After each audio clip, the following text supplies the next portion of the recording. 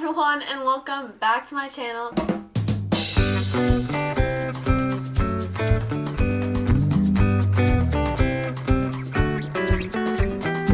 Today we are going to be doing a crochet tutorial on how to make these cute little flower bouquet coasters. They do unwrap to be a coaster, but I mean, handing this to one of your friends for Galentine's Day, I would love it. So yeah, these are perfect for Galentine's Day gifts when you're going around town doing your Galentine's Day extravaganzas. So yeah, let's get started. The supplies that we'll be using today is going to be 3 different kinds of yarn. The purple yarn I'm using for the flowers. You can choose any color yarn for your flowers. As you can see on this one, I actually did pink. Pink is my favorite color, so that's what I did.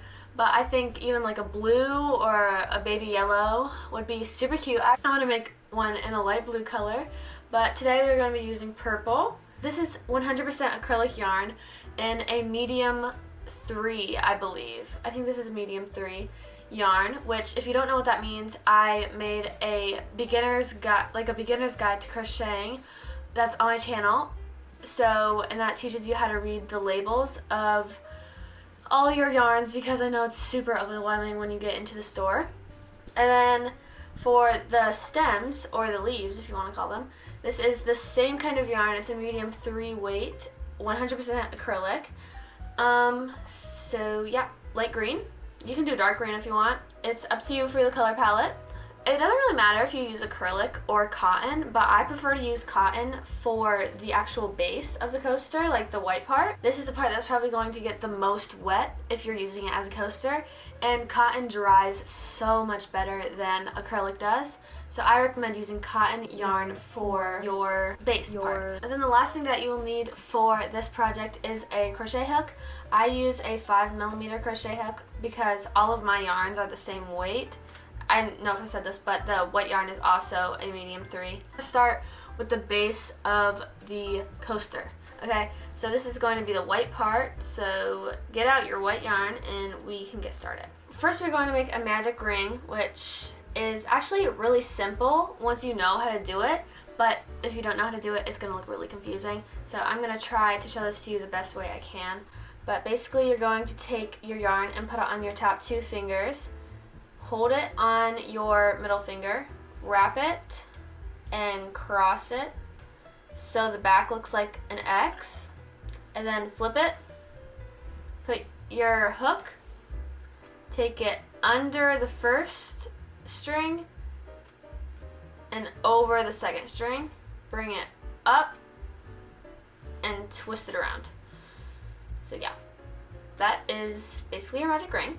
And then you take it off your fingers and you chain up 1 to stabilize it, like that.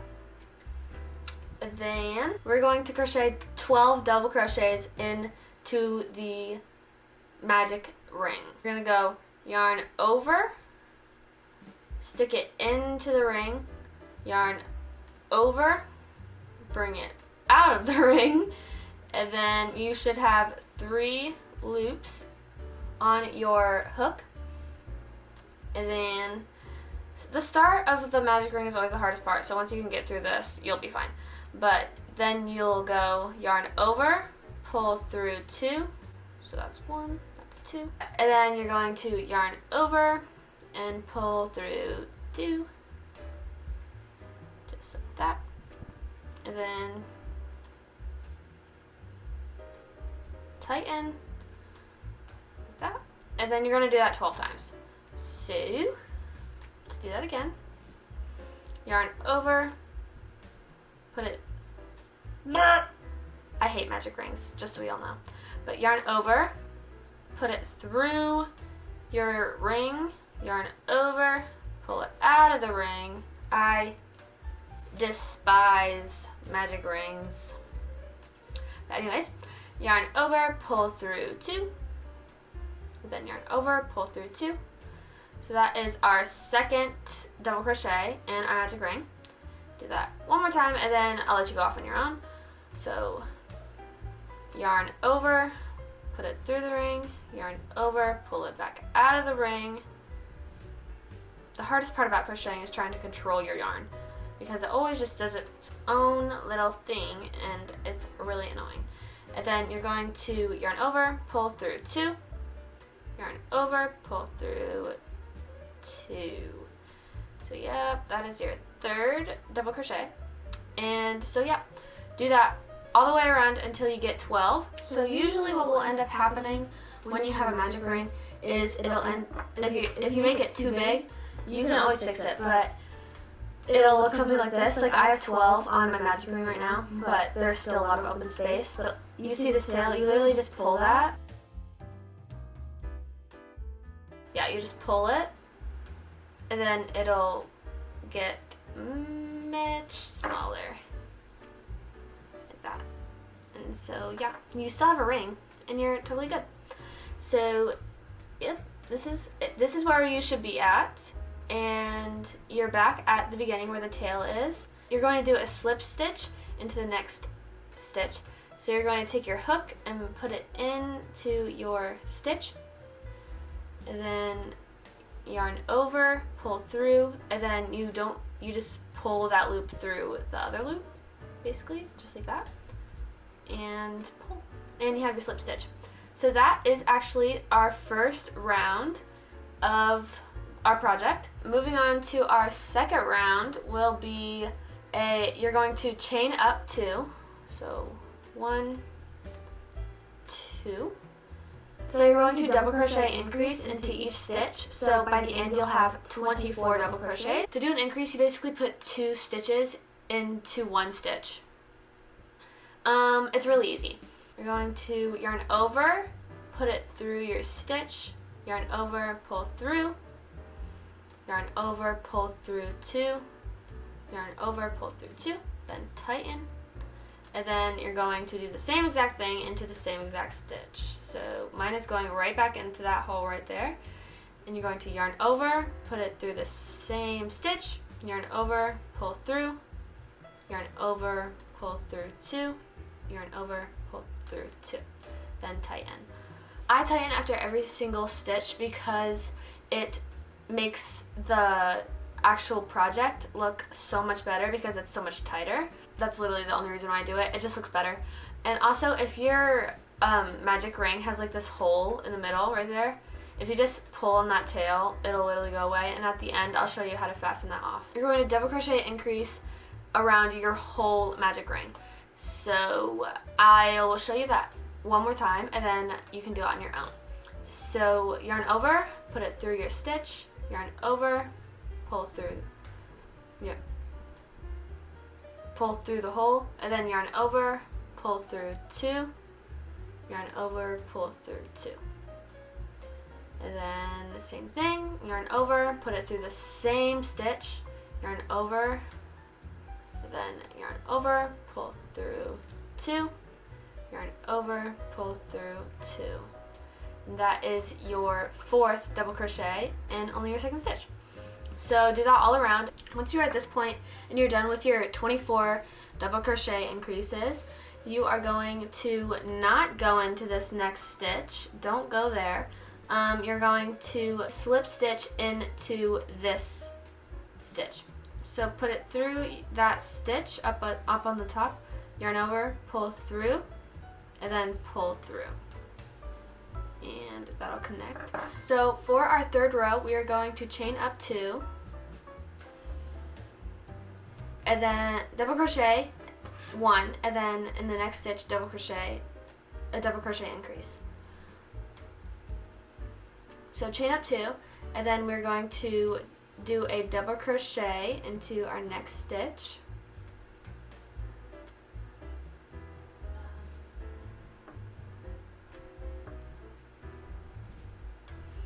And then go to our next stitch, and we're going to do a double crochet increase.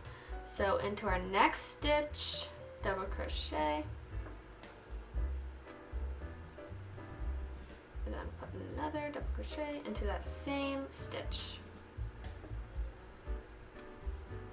That is going to be the pattern for our 3rd row. So double crochet 1, and then do a double crochet increase into the next stitch.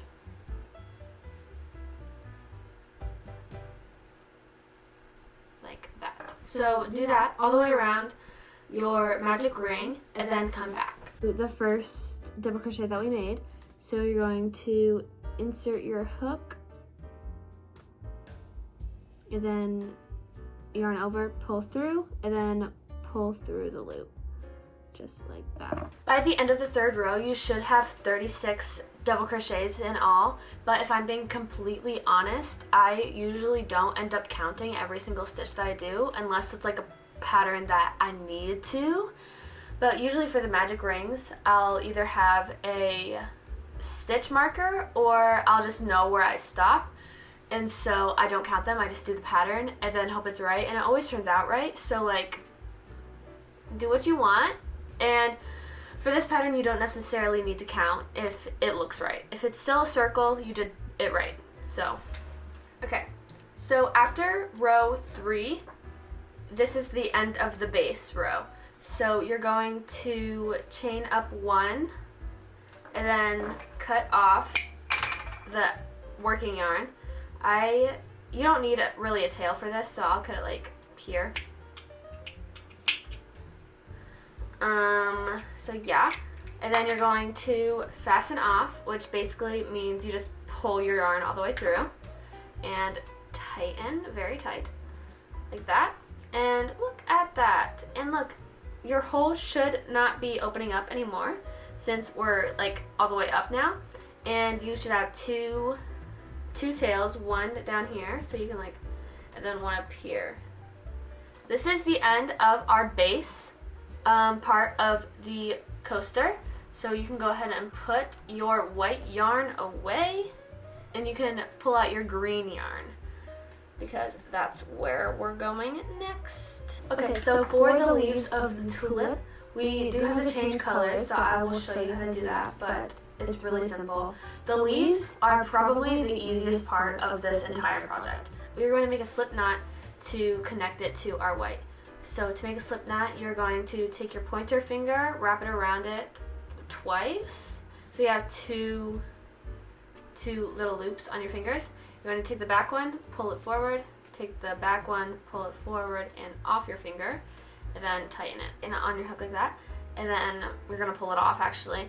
Then you're going to take your base, and I'm going to put it right at the end of where we started, but you're going to put your hook through that stitch and then put your green yarn on and basically pull it through like you're chaining. Like that. Now we're going to chain up 4, so 1, 2, 3, and 4. Okay, and then we're going to double crochet into the same stitch. So yarn over, hook into the same stitch, yarn over. It should look like this. It doesn't look like you have 3 loops on it, but you do. And then pull through 2, so you still have 2 loops on, you see? And then pull through 2. For the pattern of this row, we're going to skip a stitch. So we're not going into this stitch, but we're going into the next one right here and double crochet into that stitch like that, and then double crochet into the same stitch. So yarn over, pull through 2, pull through 2, and like that. So you're going to continue that all the way around. So skip a stitch and then double crochet into the next stitch like that, chain up 1 and double crochet into the same stitch like that. And you can see how it's kind of coming together. Like the flower will go like here, and it's gonna be super pretty. So do this pattern all the way around and then come back. Okay, so once you are here, you should just double crochet into this stitch. Don't do anything else. So it should just look like a line.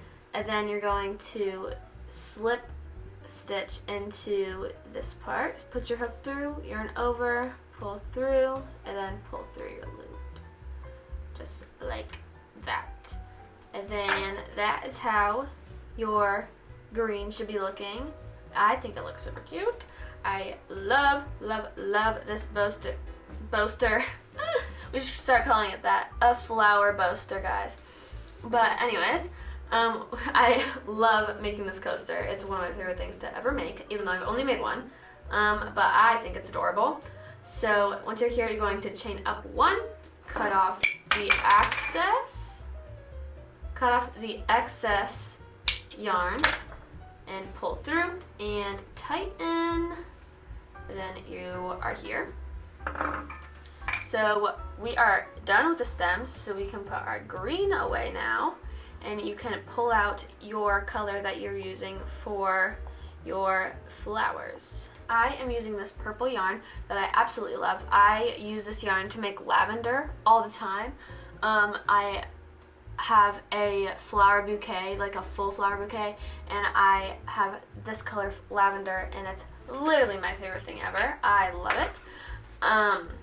So yeah, we are here, and we're going to be moving on to the flowers. Okay, to start the flower process, we are going to change colors again. So make a slip knot. Knot is too short. Hang on. Make a slip knot. Like that. And make sure it's tightened. Put it through the V part of your stems. Don't put it through this part. Put it through like this one right here. So where did my slip stitch go? Okay. So put your hook through. Take your flower yarn and then pull that through. Okay, so you're going to chain up 2, and then to start off with our flowers, we're going to do something called a puff stitch. And this is kind of confusing, so I'm just going to show you and try to explain it to you the best I can. But we're going to yarn over, put it through the stitch, and then yarn over and pull back through. That's 1. We're going to do that 5 different times. So 2, 3, 4, 5. And so your hook should have a lot of yarn on it. This is how our hook is looking, and then we're going to yarn over and pull through all of that. It might be a little difficult, but just like wiggle it through there, and you should be getting it out. There we go. And pull through every single one of them, just like that. And then we're going to yarn over and pull through that loop, and then chain up 1. Hang on, let me tighten that a little bit more. Yep. And then chain up 1, and then slip stitch back into our stitch. So push it through, yarn over, and pull through. And that is our first tulip. I think it's so cute. I love this project so much. But now we're going to do the same thing, but to start we're going to slip stitch into our next V-shaped stitch, like that, and then same puff stitch as before. So 1, 2, 3, 4, 5. So a lot of yarn, and then yarn over, kind of wiggle it through. My least favorite part of this whole process. There we go. Oh, I did it. Okay. And then we're going to pull through, yarn over, pull through, and then chain up 1 and slip stitch back into our same stitch. So you basically are going to do puff stitches all the way around until you get back to your start. Okay, so once you are here, you are going to insert your hook into the first flower stitch that you made and pull it through that, and then make a slip stitch like that, and then chain up 1 and cut off your yarn like here. And then we can put our purple yarn away and finish up and tie off our project. So pull that through to fasten it and tighten. And this is how it should be looking. You're gonna have a lot of strings. Mine are all in one spot because I started all in one spot. I'm absolutely in love with this. I didn't think I was going to love the purple as much as I actually do. This is actually a gift for one of my sister's friends, but I want it. Like, I honestly might make another one tonight because this is so beautiful. Now we are going to fasten off all of our yarns and try to get it so it's not looking like this, because I'm not giving this to anybody this way. To do that, we're going to need I'm gonna call it a crochet needle. I think it's called like a darning needle or something. I honestly have no idea, but it comes in every single crochet kit that you have. And I'm going to start with our purple tails, and basically I just kind of twist the ends so it's easier to go through this hole. So basically just put your yarn through the needle, and you're going to just kind of thread it through any purple parts that you see so that it doesn't, like, because if you just cut off the yarn, it's gonna probably just like kind of unravel at one point, and then you're gonna be able to see the yarn, which is not good. We don't want that. So this is what I do. I kind of put it through the chains that we made in the flowers to make it not as noticeable. And so yeah, I just do that all the way. And then that, and this is where I cut it off. Like that. And there you go. You can't even see the little thing anymore. And so you basically do that with every single one of your tails. The little coaster. Look at that. That is so beautiful. Oh, I love it so much. So much. And so yeah, that's how it works as a coaster. But also, to make it a bouquet, which I can't show you one right now because I untied mine, but you're going to fold it in half and roll it up like that, and then you have a tiny little bouquet. Oh, I think it's just so adorable. And then tying it with one hand and like with one person is really difficult. So if you can get another person to try to help you tie the string onto it, that would be very helpful. I got it. It is so adorable. I love it so much. I love it so much. Thank you for making a flower poster with me. I hope you enjoyed this. I hope this helped you so much. If you have any kinds of questions, please put them in the comments, and I will help you out, or I will try my best to help you out. These are perfect for a Galentine's Day gift for your best friend, your friends, anybody you're celebrating Galentine's Day with. So yeah, make sure to make these for your friends because they are the most adorable things ever. And like and subscribe for more crochet content because I'm gonna want to be posting more tutorials. And if you have any kinds of requests, please let me know because that sounds amazing. And go follow my socials because I post 3 short form videos a day on YouTube Shorts, TikTok, and Instagram. So yeah, go follow those. They're going to be in the description below. Bye!